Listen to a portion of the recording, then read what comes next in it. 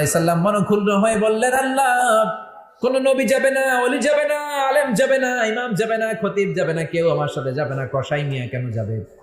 আল্লাহ বললেন, যাও নিজ চোখেই দেখে আসো। সাইয়েদনা মুসা কসাইয়ের দোকানে গেলেন, কই কোন স্পেশাল তো কোনো আমল দেখা যায় না, খালি কসাই গোশত কাটে।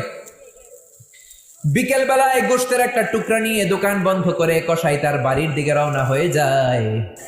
সাইয়েদনা মুসা আলাইহিস সালাম ছদ্মবেশে পেছনে পেছনে রওনা হলেন।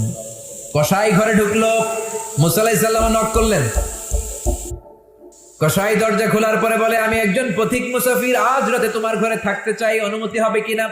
কসাই বলে, আহলান সাহলান, আসেন, পাশের ঘরে বসেন, ওই ঘরে আমার কাজ আছে, কাজ সেরে আপনার কাছে আসবো।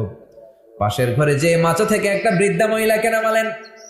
নামানোর পরে মহিলাটাকে গোসল করালো, নিজ হাতে গরুর গোশত রান্না করে রুটি দিয়ে মহিলাটার মুখে তুলে দিল।